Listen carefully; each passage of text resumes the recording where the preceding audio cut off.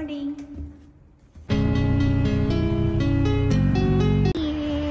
LA! Mag-breakfast kami sa Porto's Bakery. Today is Friday, 9 degrees. Yung lamig.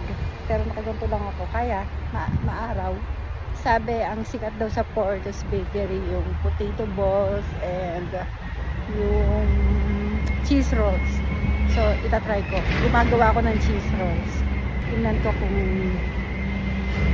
kung masarap yung cheese rolls ng Porto's. Dito pala ang namin. Dito kami naka-stay.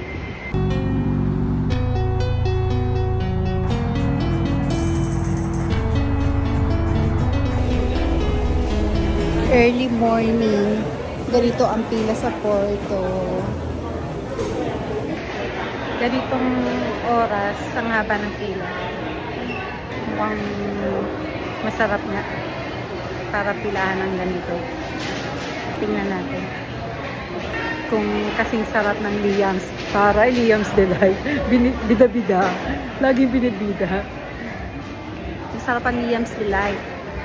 Siyempre ako nag-bake. Gusto ko sanang videohan bawat alam mo yun, yung padaan lahat ng tasting. Kaya lang nakakahiyat. Parang madaling-madali siya. Baka masigawan ako. Baka biglang mag-iintang ulo ko. Char.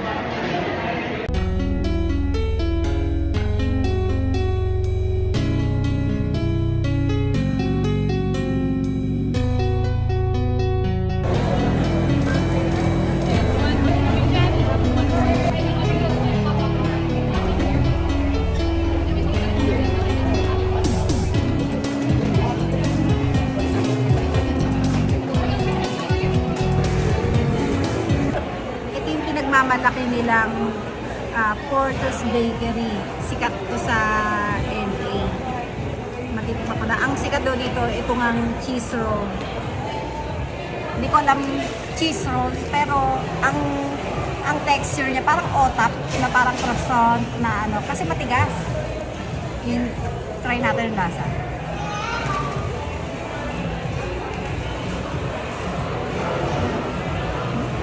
Sarap.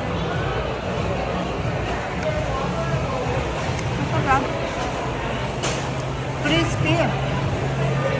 Parang nga siyang otap, pero masarap. Ano?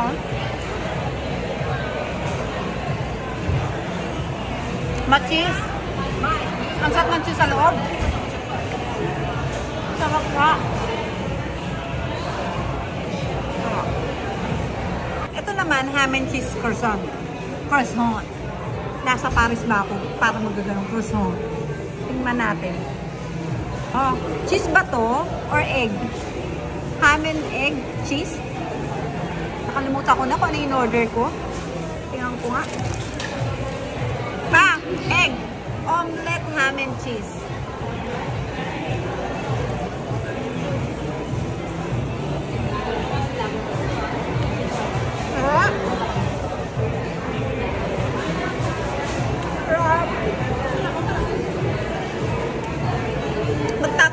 Pagtagtagal ako dito, mananaba ako, lolobo ako hanggang sa pumutok ako.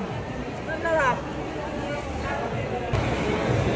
At parang ininuman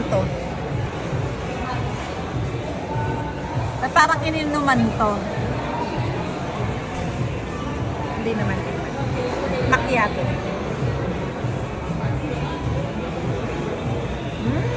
Sarap ng macchiato. Kaya lang, napaaga ang punta namin. Pila na sa labas. Ayan, yung pila ng Porto hanggang labas na. Hindi pinapapasok ng building. Hindi, diba? Oh. Galing. Sarap kasi ng cheese roll. The best. Ito ang pila sa loob. Samantalang dito naman, maluwag pa naman. Walang tao. Pero bakit hindi nila pinapapasok ng building? So, ibig sabihin, itong buong building na to, Porto's lang. Porto's Bakery lang. Grabe, oh. Dito yung parang bakery nila. Doon naman yung parang dine-in. Pero dahil sa fully occupied lahat doon, nandito kami sa parang high chair.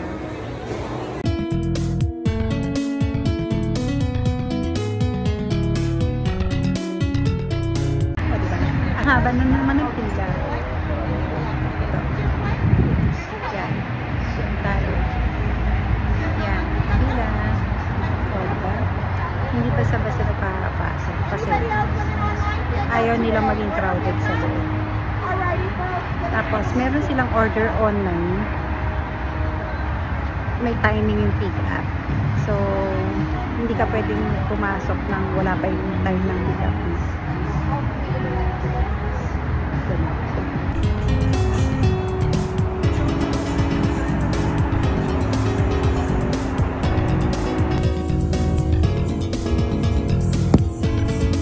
Please use your seatbelt for your safety.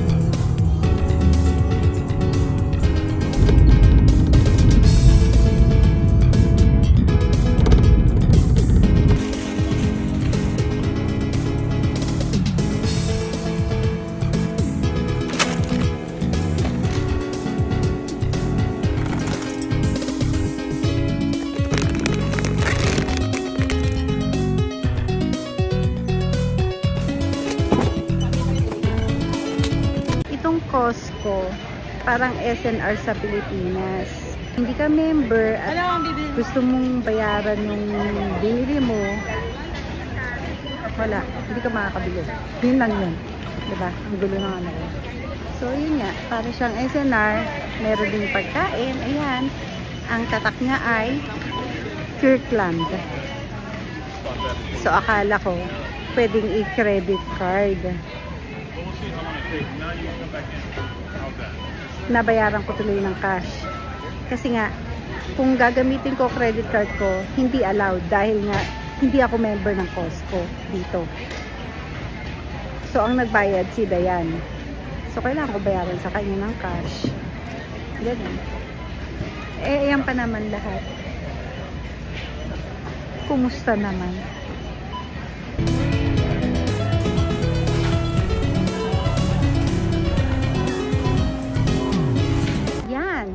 Dito sa US, kapag mag-grocery ka, dapat don't forget to bring your own bag. Kasi, ang nangyayari, dahil sa wala kang bag, ayan. Ganyan. Wala ka palang trolley sa ganyan ang gagawin, nangyayari. Yan. Ganyan lang siya. Diba? Dapat pala nagdala ako ng IKEA bag. Para hindi sabog-sabog yun. Kumusta naman? Eto, mabuti.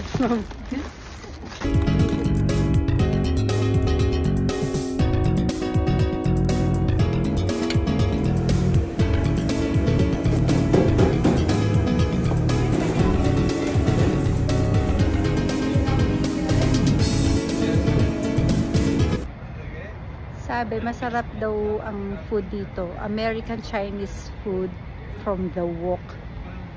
Sige, tingnan nga natin kung hindi namin mamimiss ang Singapore food.